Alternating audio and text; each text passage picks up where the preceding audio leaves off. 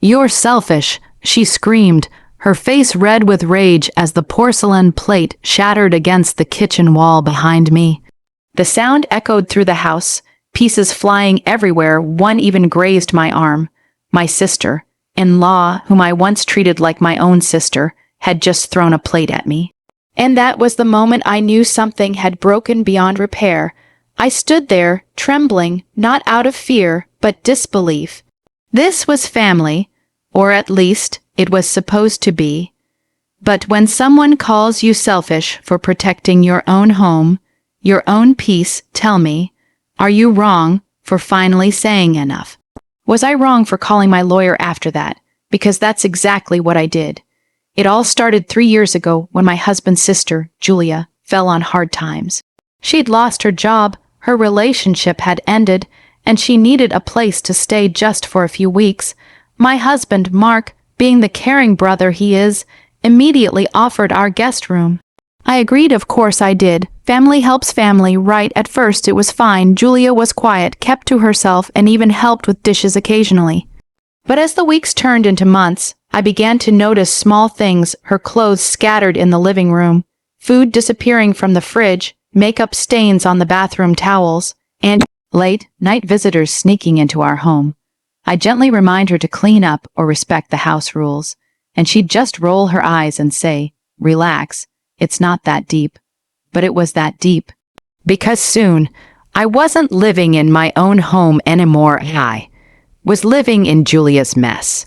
She'd stay up until 3 a.m. blasting music, leave wine bottles on the table, and sometimes even borrow my clothes without asking. Once, I caught her wearing one of my favorite dresses at a bar, pretending it was hers. When I confronted her, she laughed and said, "You weren't using it anyway." That's when I started keeping my closet locked. Still, I tried to stay civil for Mark's sake. He loved his sister, and I didn't want to cause conflict. But every time I brought it up, he'd say, "Babe, she's just trying to get back on her feet. Be patient." Patience, though, runs out, especially when someone starts disrespecting you in your own home. One night, Julia came home drunk and accidentally broke one of my mother's crystal vases, a gift from my late mom, something I cherished deeply. I found it shattered in the kitchen sink. When I asked her about it, she shrugged and said, "Oops, maybe you shouldn't leave expensive things lying around." That sentence hit me like a slap. I told Mark I wanted her out by the end of the month. He hesitated, but finally agreed to talk to her. That talk turned into a screaming match between the two of them. Julia cried, guilt tripped him, saying she had nowhere to go, that I was heartless, and that I was trying to break their family bond. And just like that, Mark backed down. He told me we'd give her a little more time. Weeks turned into months again. By now, Julia had become completely entitled. She stopped helping around the house, criticized how I cooked, and even complained about how boring our home was. The final straw before everything exploded came one Sunday morning. I'd been up early making breakfast, pancakes, eggs, coffee, trying to have a nice family meal. Julia walked into the kitchen, looked at the table, and said, "You made coffee but not oat milk. You know I don't drink dairy." I calmly said, "Julia, you've been here for over a year. You can buy your own oat milk." That's when she snapped. "You're selfish," she yelled, her voice shaking with anger. "You think you're better than everyone because you have a house, a husband, and stability. You've never helped anyone without expecting something back." I stood frozen, spatula in hand, trying to process what she just said. "Julia," I said quietly, "you've been living here for free. No rent, no bills. I've cooked for you, cleaned up after you, even helped you with your job applications. How am I selfish?" And that's when she threw the plate. It happened so fast I barely flinched before it shattered behind me.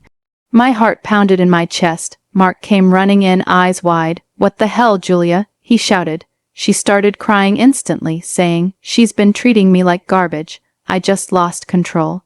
I couldn't believe what I was hearing. I was bleeding, a small cut on my arm, and yet I was somehow the villain in her version of the story. I walked upstairs, locked myself in the bathroom, and cried for hours. I wasn't crying because of fear or pain. I was crying because I realized I'd lost control of my home, my peace, and maybe even my marriage. Later that night, when things had calmed down, Mark tried to talk to me. She didn't mean it. He said softly, "She's just under a lot of stress." I laughed an ugly, bitter laugh. She threw a plate at me. "Mark, what if it hit me in the face? What if it hit you?" He sighed and said, "I'll talk to her tomorrow." But tomorrow never came. Instead, Julia acted like nothing happened. She even had the audacity to ask me to drive her to the salon the next day. That's when I realized, if I didn't take control, no one would. So I made a decision. The next morning, while she was out, I called my lawyer. Her name's Amanda, a strong, no-nonsense woman who had helped me with property matters before.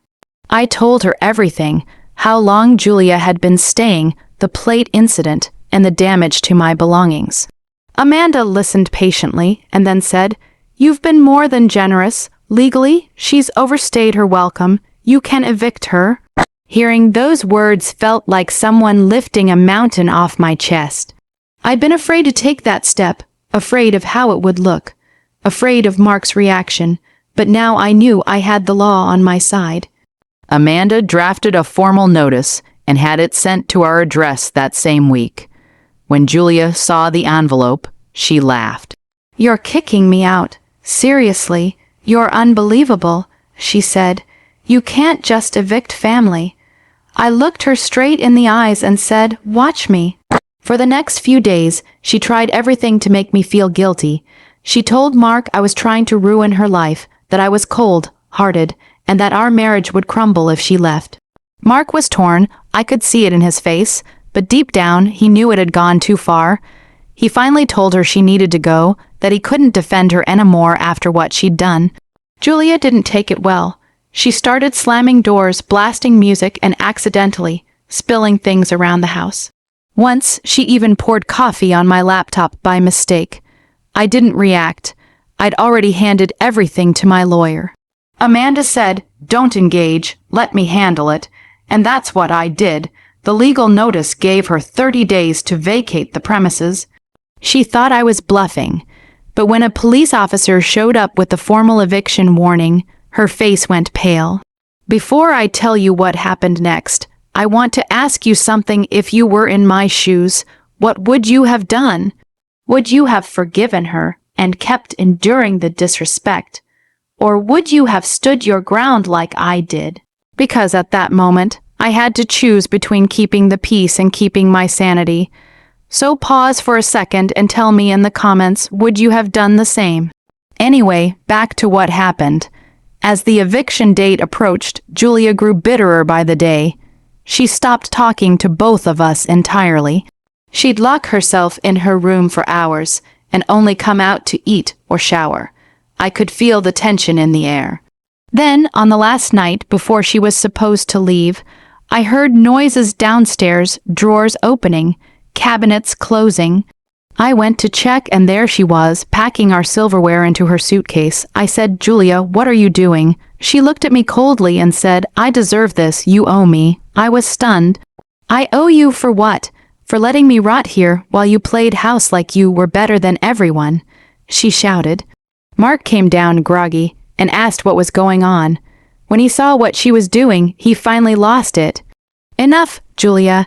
Get out," he yelled. "No one owes you anything. You've been nothing but ungrateful."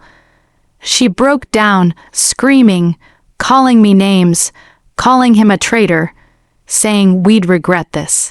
But she left that night, slamming the door so hard it cracked the frame.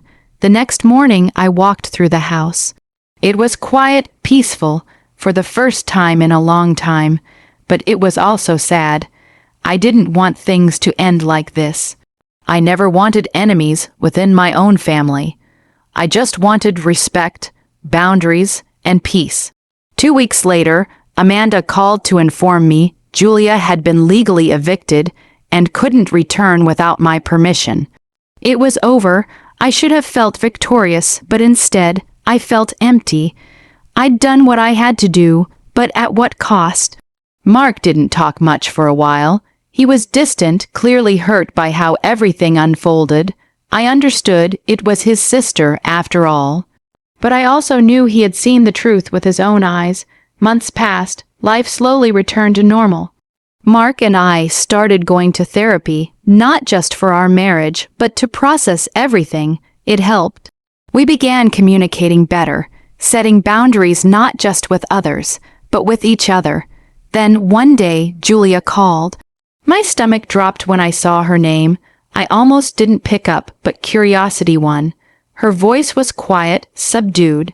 "I'm sorry," she said. "I was out of control. I shouldn't have done what I did." I didn't know what to say. I dreamed of hearing those words, but now that I did, it didn't bring the closure I expected. I just said, "I hope you're getting the help you need, Julia." And that was it. We haven't spoken since. Sometimes I still think about that day, the sound of that plate shattering, the shock in Mark's eyes, the cold silence that followed. It changed everything, but it also taught me something powerful. Being kind doesn't mean letting people walk all over you. Family or not, everyone has limits. And when someone crosses those limits, when they take advantage of your kindness, it's not selfish to protect your peace. It's survival. So, tell me, was I wrong for calling my lawyer? Or was it about time someone stood up to a toxic family member who thought she could get away with anything? Because to this day, some people in Mark's family think I overreacted. They say I should have been more understanding. But none of them were there when the plate flew past my face. None of them saw the sleepless nights, the anxiety, the constant tension in my own home. They only saw the end, not the years of quiet endurance before it. If you've ever had to make a hard choice like that, I want you to know, you're not selfish for choosing yourself. Sometimes walking away, drawing the line, or even calling a lawyer isn't cold-hearted, it's brave. Because it means you value your peace more than someone else's chaos. Like this video, if you understand what it means to protect your peace, even from family. Subscribe for more real-life stories like this, and don't forget to comment below what you would have done if your sister-in-law threw a plate at you. Thanks for listening. I'll see you all in the next story.